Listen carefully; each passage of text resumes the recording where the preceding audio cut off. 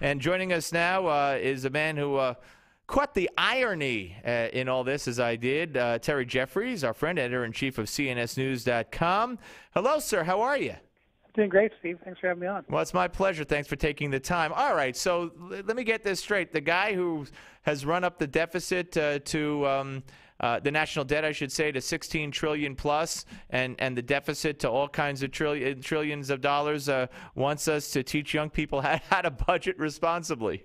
Yeah, I mean, it would be hilarious if it weren't so tragic. You know, when you do the math, when you take the amount that the debt has increased under Obama, which is $6.14 trillion, and you divide it by the number of households in the country, which is about 116 million households now, you end up with $53,377 is the amount that Obama's increased the debt of the country for each household in the United States. So for your family, for mine, every family in your neighborhood, he's charged up $53,000.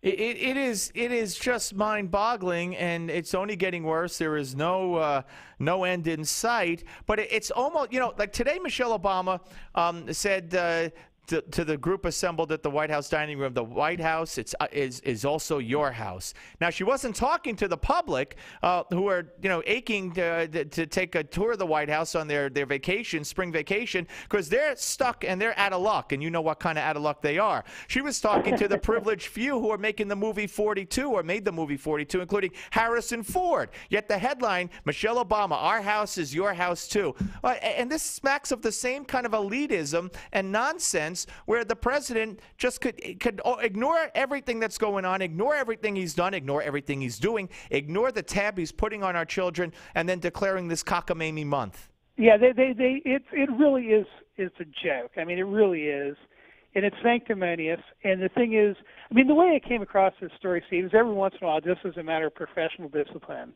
I get on the White House website and I read through the proclamations they issue there. Right. And this one just happened. You know, I happened to see it over the weekend. They posted it on Friday.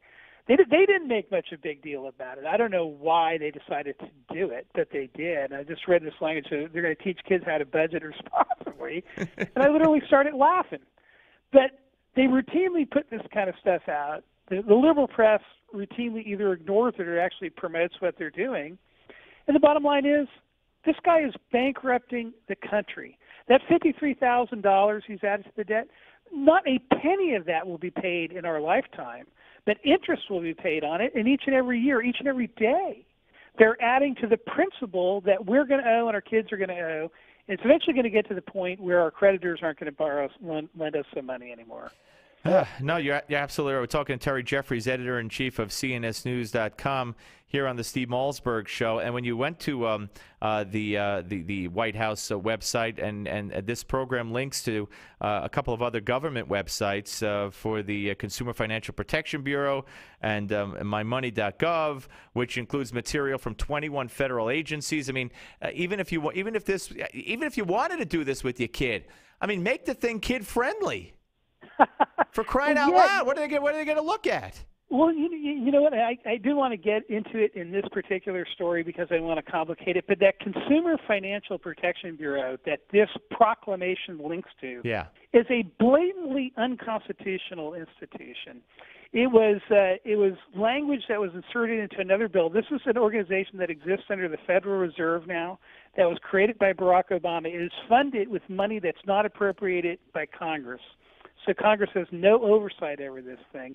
He took Richard Cordray, who was from Ohio, I guess the former attorney general out there, and named him the head of this in a recess appointment without congressional approval. So this institution that they're linking to in this ridiculous proclamation is, Ed Meese, the former attorney general, called it a constitutional monstrosity, and he's absolutely right. No, he is absolutely right. I mean, again, what happened to the media? You know, I mean, we could sit here for the next 25 years, but to have something like this and to have it go, you know, I just had Asa Hutchinson on, and Asa Hutchinson talked about the fact that at the announcement today for the NRA where they were unveiling their school safety program, one of the parents who lost a child at Newtown called them and wanted to be a part of this press conference and spoke at the press conference. And I said, I'm glad you told me that, Asa, because I'm not going to see it anywhere on television, on any of the network news shows tonight at all. They will not mention it. And this is the same thing, not as serious perhaps, but did we lose Terry? Hello? No, there you are. Okay, I heard a dial tone. Yeah. Anyway, but this is the same thing. There's no pointing out the irony here. There's no pointing out Michelle, and of course the media defending the sermon given by the pastor on Easter Sunday at the church that Obama went to, talking about putting blacks in the back of the bus. It's just that the media is dead. Right. Well, the establishment media has a filter. If you have conservative values, you're not going to rise up in the journalistic profession over there. I mean, that's why you have your radio show. That's why we have institutions like cnsnews.com. Yep. I've been living in Washington since 1986. I guess most of that time I've been in the media, but I've been on the conservative side of the media.